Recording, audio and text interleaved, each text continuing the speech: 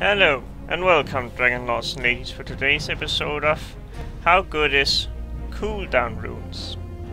So, if you look at the forge, you will see that you passively, once your forge weapon is 100% forged, you have some cooldown here around. As you can see, one here, 2, 3, 4, 5, 6, 7, 8, 9, 10, 11, 12, and so on. In all, there should be around 15.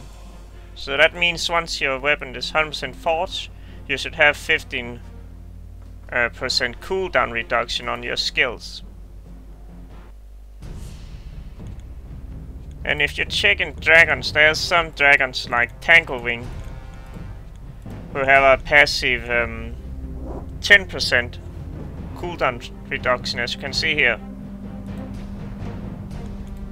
And I suppose this dragon here have it as well, as you can see with her tier 4. So that alone means that where a normal player would be able to use some attack and attack 3 times. If you have a 100% weapon forged in one of those 2 dragons, you can kind of fire the same thing 4 times.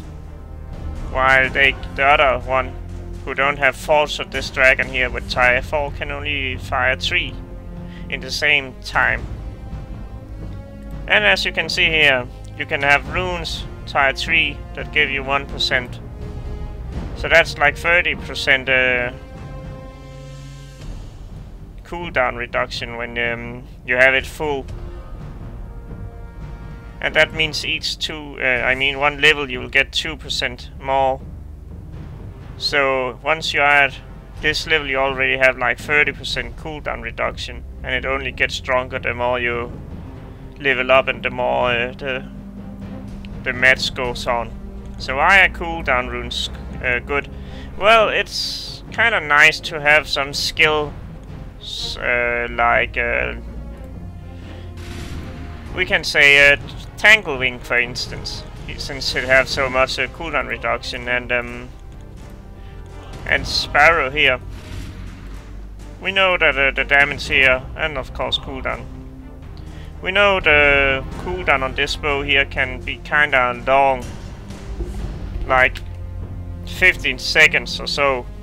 But if I get to level 15 myself, the cooldown for this weapon here will be like around 7 seconds, I suppose. But yeah, let's just see how it goes at the start.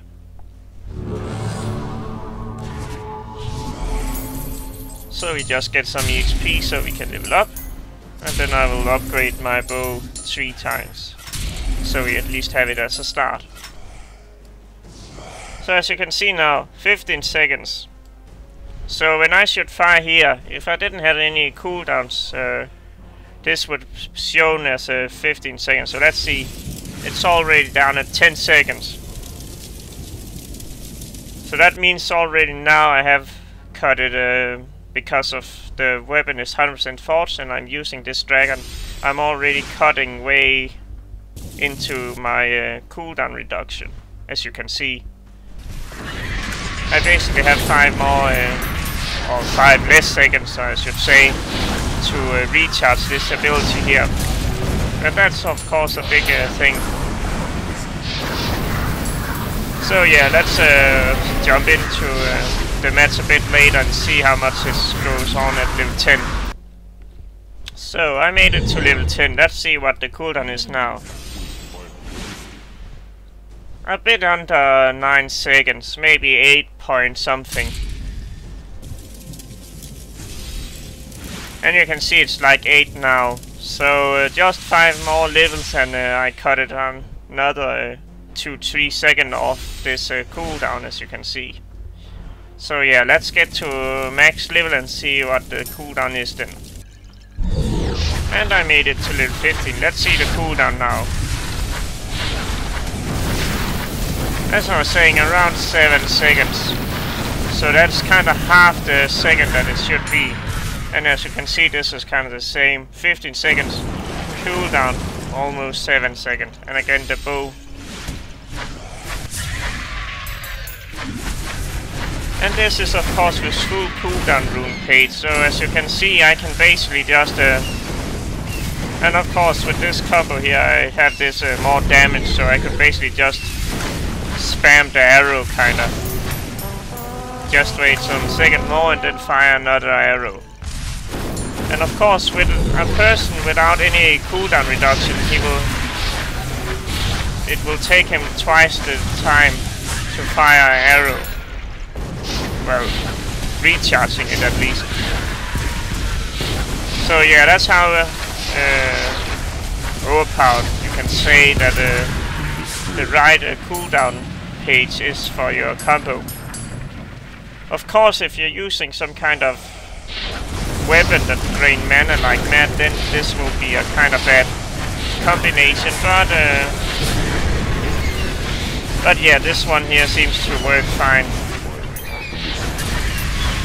So yeah, let's take a look at another weapon and combination to see how good cooldown runes are for this. We are now having some fun with Soul Rain, as you can see here. And we will be focusing on its second attack. But yeah, just remember that each level, as you can see at the moment, have a 20-second cooldown at level 1 or rank 1, whatever you call it. And if I upgrade it, it will automatically have a less seconds to be aimed at. And if I upgrade it further, it will have a 4 less second. So it will means that it is now 8 seconds faster than it would normally be.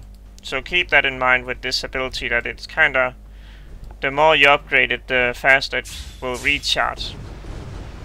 So yeah, at the moment it should have like 12 seconds cooldown. Let's see how much it have once I fire it off. Kinda hard to see because of how wide it is. Too bright for my eyes. But yeah, let's try again.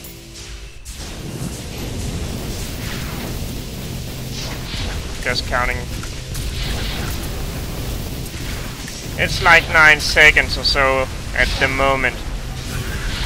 So at the moment my runes have made it like 3 seconds less. And I don't think this dragon here by itself have a cooldown reduction passive stuff like the other have with their tire. But as you can see, it's kinda nice that I can basically fire my sun attack way faster than any other.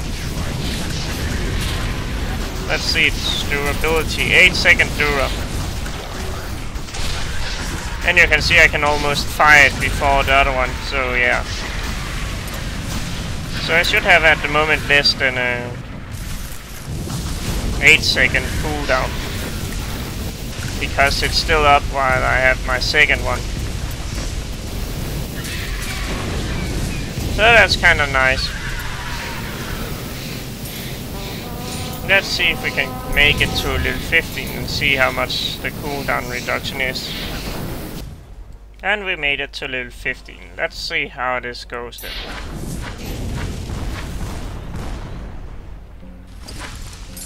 As you can see, I can now start overlapping my sun, so I can kind of have 2 up at the same time. And of course that can start being a problem for the game when if they didn't think about this will happen. And I can show off a dire situation in 2 seconds about what overlapping can have of consequence for this game. Dragonkin here is a prime example of overlapping stuff. As you can see, 14 seconds cooldown and 30 second dura. So that means that it will always have 10 seconds where you don't have dragons. But what happens if you're full on cooldown runes? Well, let's see. 21 cooldown. So as you can see, that means that since the Dura is longer than the cooldown now, it means that instead of having 10 seconds without a dragon, I can now have 10 seconds with at least 4 dragons, if they were not to die, of course. So that's a prime example of overlapping cooldown. And just for the fun of it, why not having those stuff here, spells. So let's see how this goes. And now you have 8 small dragon king after you, if stuff were to overlap. But of course some of them are only there for 10 seconds. But most of the time you can then have a 6 if this was up. And then of course you can summon a new set, so you have 8 again for at least 10 seconds. But yeah, that's a cool example of overlapping with the cooldowns. And now they all die. So yeah, let's move on to another example. So, what can go wrong with this kind of cooldown stacking? Well, I'm about to demonstrate now something that can be too OP. You probably know this combination here. I've talked about it. First, it have, as you can see, 20-second cooldown and 3-second durability. That means that you fly up for 3 seconds, but the cooldown is like 30 seconds. That's okay. Then you can upgrade it to rank 2, and it will have 1 more second in the sky and some fewer second cooldown. And last we have 5 seconds in the sky and 14 seconds cooldown. And remember what I was telling you about, that you can cooldown stack so much that it's kinda half the second. So that means it could basically be something like this. You fly up, and then it have a 7-second cooldown. That means 2 seconds, 1, 2, and then you should be able to fly up again. And then you have 5-second immortality, 1, 2, and then able to fly up again. That's of course way too OP, because that means the enemy only have 2 seconds to kill you in, and in that time you could easily flee or something like that. And to matter worse, this bird here can upgrade, so you have this ability here on the ground. So that means that imagine you're versus this bird, and I use this, and then I model with this ability here. You basically have 2 seconds to kill me, like now, 1, 2 seconds, while I can just attack you like mad. So of course that can be a problem that they probably didn't think about.